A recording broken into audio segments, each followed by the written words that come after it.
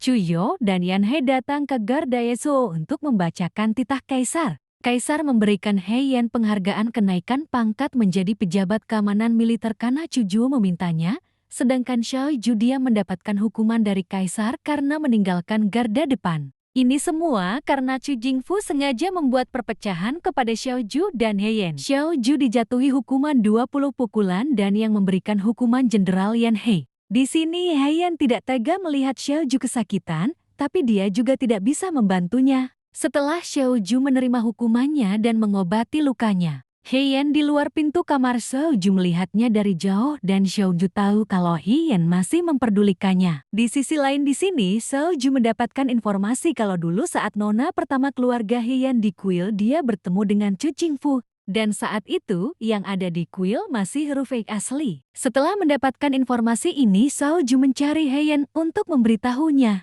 Tapi saat itu, He Yan bertemu Chujuo dan dia mendengar bahwa Chujuo mengajak He Yan pergi bersamanya. Xiao Ju pergi karena mengira He Yan akan ikut dengan Chujuo, tapi tidak. He Yan menolak Chujuo. Di sisi lain, Xiao Ju mendapat informasi kalau Hero Fei menang, tapi 7 jenderal besar di bawah komando Jenderal Fei Hong gugur. Xiao Ju sadar kalau perang ini polanya sama seperti perang Ming Xue. Dia juga sadar kalau Hero Fei sengaja membunuh 7 jenderal untuk membungkam mereka. Xiao Ju akhirnya tahu kalau Hero Fei asli lah yang menyebabkan kekacauan di perang Ming Xue bukan He Yan. Setelah itu, Xiao Ju mencari He Yan karena tahu kalau 7 jenderal itu bawahan He Yan. Namun di sini He Yan sudah tahu dari temannya kalau 7 jenderal harimau meninggal. Dia sangat terpukul karena Hero Fei membunuh rekannya. Dia melampiaskan amarahnya dan melukai dirinya sendiri. Xiao Ju melihatnya dan menghentikannya. Dia menenangkan He Yan dan mengobati lukanya. Xiao Ju juga sudah tidak marah karena tahu bukan He Yan yang menyebabkan kekacauan di perang Ming Xue. Ketika Xiao Ju pergi menemui Kaisar, He Yan tidak ikut karena dia ingin menyiapkan strategi. He Yan berniat membantu bawahannya yang tersisa satu di kota Ran. Karena tahu Hero Fei tidak akan membantu kota Ran, He Yan mengambil pedang Qinglan dan pergi ke kota Ran. Ketika He Yan pergi ke kota Ran, rekannya memergokinya dan mereka ingin pergi menemani He Yan. Ternyata mereka juga sudah tahu kalau He Yan seorang wanita. Walaupun mereka tahu, mereka tetap merahasiakannya dan sekarang mereka ingin ikut bersama He Yan pergi membantu kota Ran. Tidak hanya mereka berempat, Chujuo juga ikut bersama He Yan pergi ke kota Ran. Di sini ucapan He Yan terbukti kalau klan Huto benar-benar menyerah kota Ran. Namun mereka harus melewati jalan rahasia. Ketika He Yan bertemu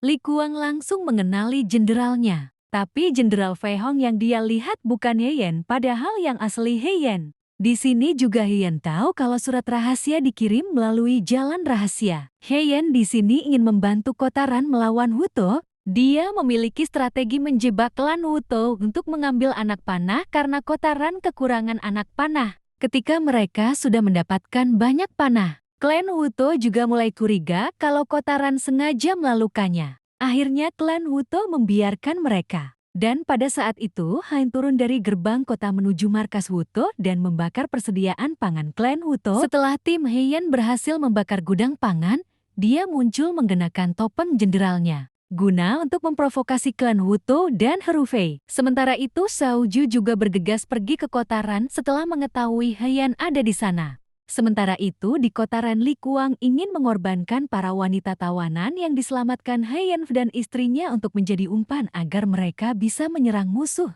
He Yan marah setelah mengetahui rencana Li Kuang. He Yan menghentikannya dan menyelamatkan para wanita itu dan marah kepada Li Kuang karena sebagai seorang panglima dia tidak seharusnya mengorbankan orang yang lemah.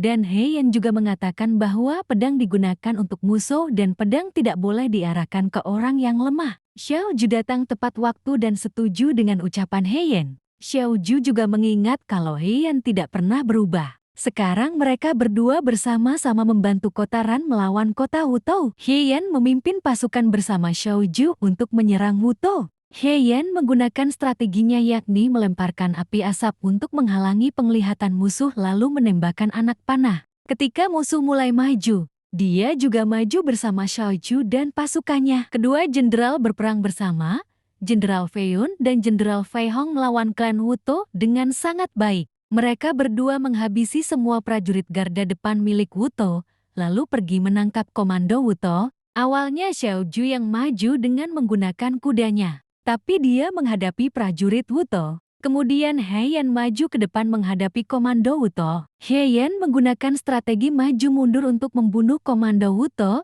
Ketika dia berhasil menusuknya, Xiao Ju dalam keadaan berbahaya, dia dikepung. He Yan berteriak namanya dan sangat ketakutan. Dia mencari Xiao Ju, tapi Xiao Ju tidak menjawabnya. He Yan berpikir Xiao Ju sudah gugur, sehingga He Yan kehilangan konsentrasinya dan ketika dia akan diserang dari belakang, Xiao Ju datang menyelamatkan He Yan. Ketika melihat Xiao Ju masih hidup dan selamat, He Yan sangat bahagia dan berlari memeluknya. Xiao Ju berkata, "Kamu masih ada, jadi aku tidak berani mati." Mereka berdua benar-benar cinta yang setara. Bahkan kesalahpahaman mereka diselesaikan dengan cepat. Xiao Ju juga akan mempercayainya. Xiao Ju juga akan menerobos semua hambatan bersama dengan He Yan. Dia juga akan balas dendam dan mengungkap kebenaran bersama He Yan.